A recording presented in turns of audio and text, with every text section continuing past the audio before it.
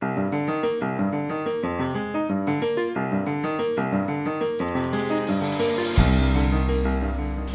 tema que abordé para este dossier es la situación actual en Libia, post-intervención, a 5 años de la intervención en Libia. Por ahí, antes de empezar de lleno como a introducirnos en el tema, destaco dos cuestiones que se hablaron previamente, que una la mencionó Gladys, el tema del afropesimismo. Lamentablemente Libia es como una nueva forma de afropesimismo, o sea, cae dentro de esto un poco el desconsuelo que genera a veces hablar de las cuestiones africanas, pero no un afropesimismo basado solamente en los errores africanos, sino también tiene que ver, digamos, con los intereses que África genera. Y esto se vincula con la cita que hacía recién Carla, cuando habla de las venas abiertas de América Latina, de la pobreza del hombre como consecuencia de la riqueza del suelo. Digamos, el caso de Libia es un caso, digamos, emblemático en ese sentido. Libia pasó de ser uno de los países más pobres del continente africano en la década del 50 a uno de los más desarrollados en la década del 90 y siglo XXI, pero también estigmatizada porque tenía un personaje bastante característico, que era Muammar al-Gaddafi al frente del país, que de seguro habrá hecho muchas cosas mal, pero también hizo muchas cosas bien, y en África se tiene una visión un tanto contrapuesta, digamos, de lo que comúnmente desde Occidente se construye de este personaje. Entonces, bueno, cuando elegí el título del artículo en particular se llama Libia, el Estado fallido que Occidente ayudó a construir. Por ahí, bueno, podría haber sido Europa Occidental y Estados Unidos, pero era demasiado largo el título, así que, bueno, lo resumimos ahí en Occidente, pero un poco hablando de este Occidente que viene desde el norte y que generalmente interviene en los asuntos, digamos, de algunos países africanos. No me voy a remitir exclusivamente al artículo, les dejo, digamos, a ustedes la tarea de leerlos para sumergirse un poco más de lleno en este tema, pero sí, como para hacerlo un poco más ameno, traté de extraer algunas lecciones, llamémosle, que deja el caso africano a haberse cumplido 5 años de la intervención occidental, de los países de la OTAN y Estados Unidos, digamos, en Libia.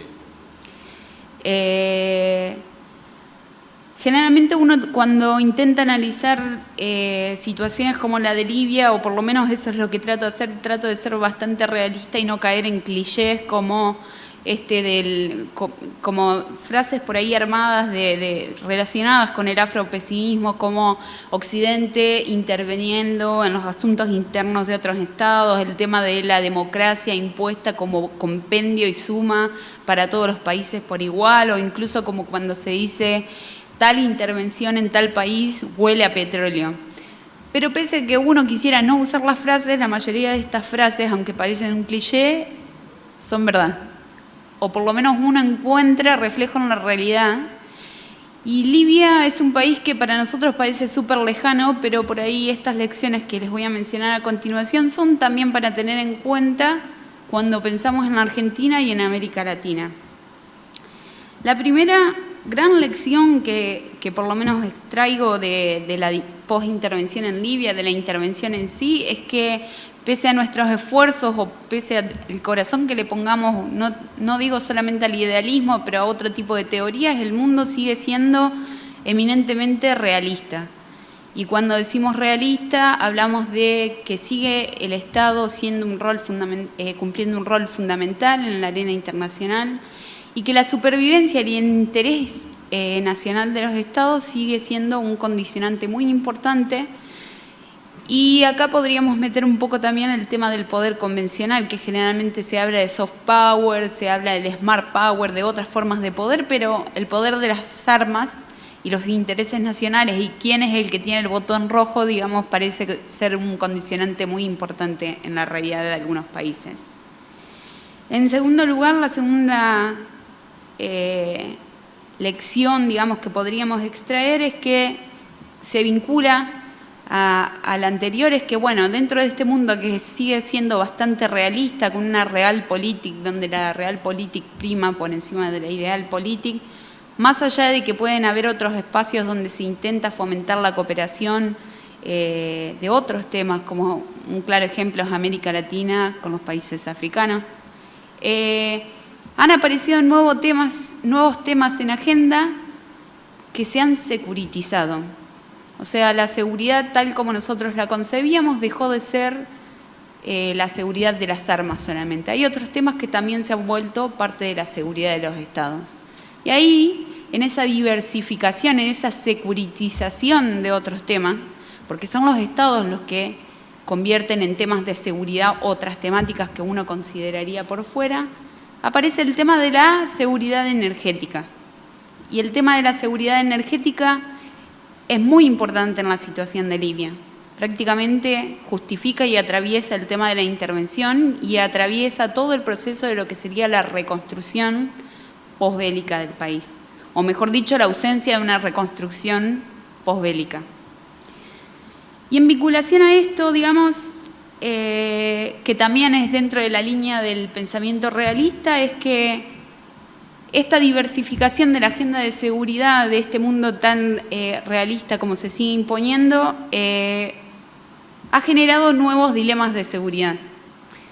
Y los dilemas de seguridad es que mientras que se intervino en Libia para aumentar la seguridad y la paz internacional, en realidad el mundo es menos seguro. Y pensemos en el Estado Islámico, pensemos en la situación del Sahel, pensemos en cómo se afectó al regionalismo, pensemos en cómo se ha deteriorado la situación de desarrollo de muchos países que antes dependían de la ayuda del perro loco de Libia, que era Muammar al-Gaddafi. Cuando uno por ahí tiene oportunidad de hablar con un africano de África subsahariana o del norte de África,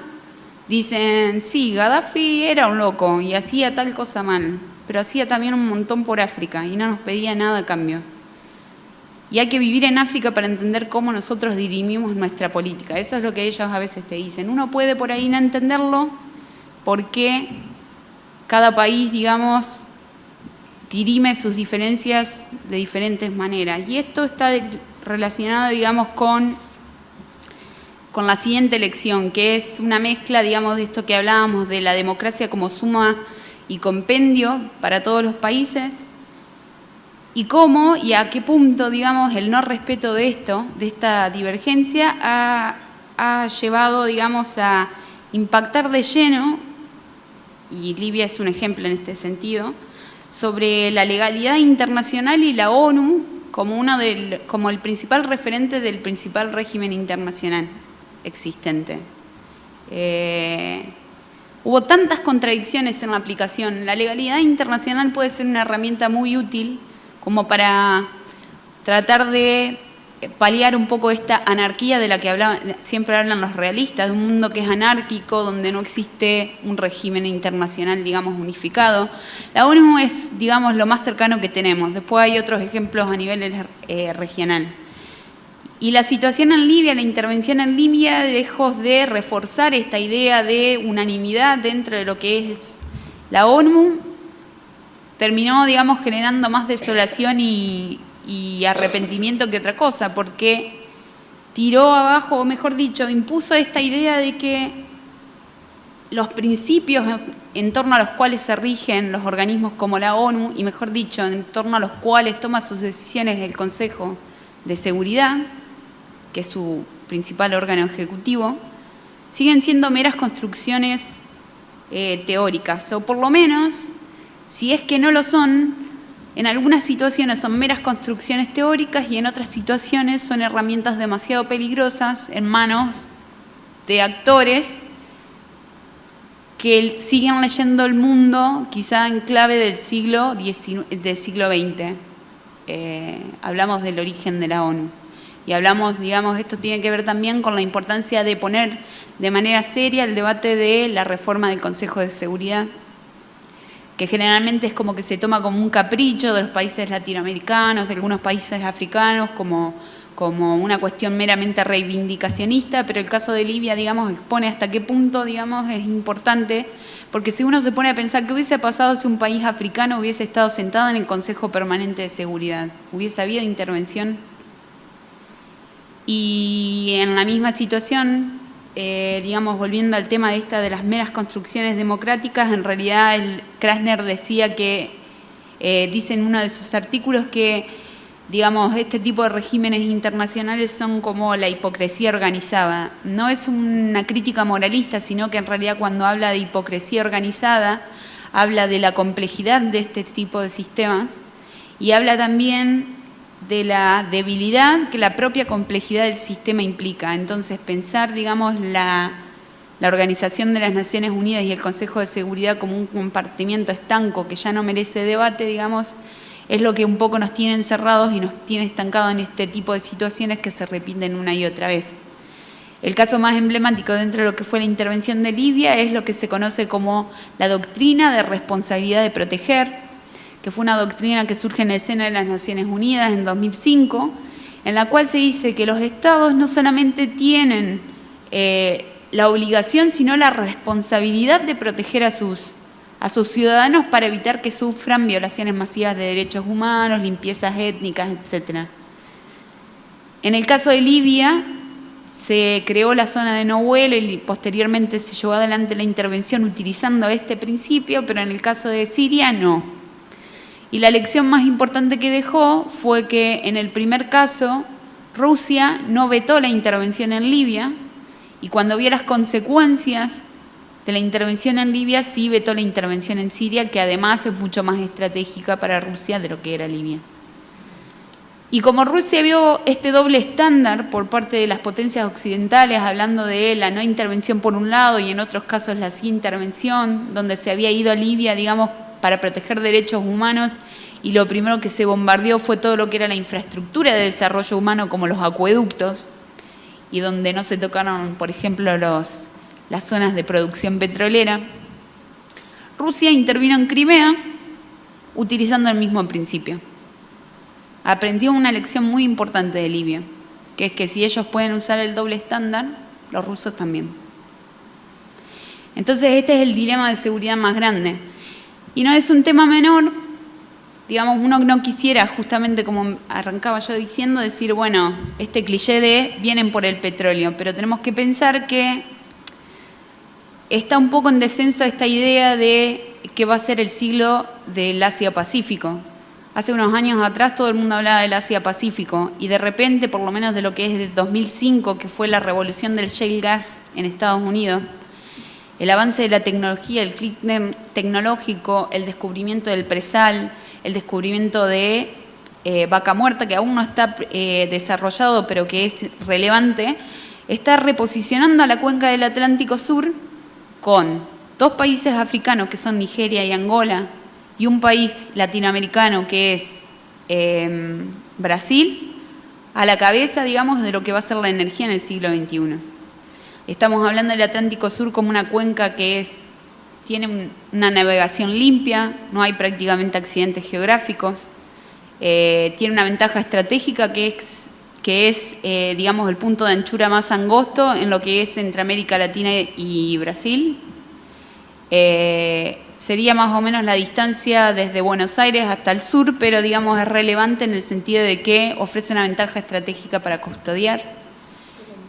Y que la principal, en la misma cuenca del Atlántico Sur, la principal potencia armamentista del mundo, o mejor dicho, la comunidad de seguridad más grande del mundo, que es la OTAN, se está quedando sin recursos y está en el norte. Entonces, me pareció interesante. Digamos, uno no se quiere poner conspirativo ni decir que van a venir a invadirnos, pero es interesante hacer este ejercicio, ponerse a pensar, digamos, qué pasa cuando los principales países del mundo de repente están sedientos de recursos. Y teniendo en cuenta que Medio Oriente es mucho más conflictivo y más caro porque, por ejemplo, el precio del petróleo siempre se encarece en las zonas más conflictivas y dentro de todo, lo que es el Atlántico Sur es una zona de no conflicto, por lo menos de conflictos interestatales o por lo menos para lo que es América Latina. Nosotros somos una zona de no guerra, por lo menos hace 30 años. Todas estas son lecciones importantes que por ahí me parecía interesante destacar. Y bueno, tomando estas 4 lecciones y aplicándolas así brevemente para cerrar el caso de Libia, entonces el mundo sigue siendo realista. Europa necesitaba sobrevivir y sobrevivió. Identificó una amenaza y esa amenaza era Muammar Gaddafi. Aplicó la doctrina de responsabilidad de proteger, que claramente veta cualquier posibilidad de cambio de régimen y posibilitó un cambio de régimen. Ya pasaron 5 años, Libia no recuperó la producción petrolera que tenía en ese momento, pero sí recuperó la suficiente producción petrolera como para pagar las royalties de las empresas internacionales que producen en el país. La democracia no está saldada, se llegó a un acuerdo de paz, digamos, entre los dos gobiernos rivales a comienzos de este año, pero se siguen enfrentando. El Estado Islámico siguió avanzando y llegó a Europa. El Sahel es mucho más inseguro. Y lo que es peor aún, se sigue tratando de alimentar la idea de que el problema era Gaddafi, pero si uno se pone a pensar, quizá hubiese sido el mal menor, por el simple hecho de que una transición con, por ejemplo, su hijo al frente del gobierno, por más que no hubiese sido la democracia que uno hubiese querido, hubiese sido menos dolorosa para la gente. O un plan de paz al estilo de la Unión Africana, como en su momento había propuesto el presidente sudafricano, la cual obviamente fue descartada desde un comienzo.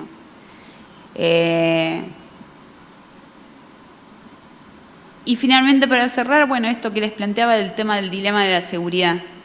Fíjense el caso de Libia, como se intervino en Libia para aumentar la seguridad internacional y en realidad se hizo todo lo contrario. Son lecciones interesantes para tener en cuenta que lamentablemente muestran que si bien puede que no sea el siglo del afropesimismo, digamos, continúan llegando, digamos, noticias poco alentadoras desde el continente africano. El norte de África no es la excepción, con la novedad de que ahora, digamos, el interés es quizá mucho más preocupante por justamente esta proliferación de recursos energéticos, por lo menos en el caso de Libia. Gracias.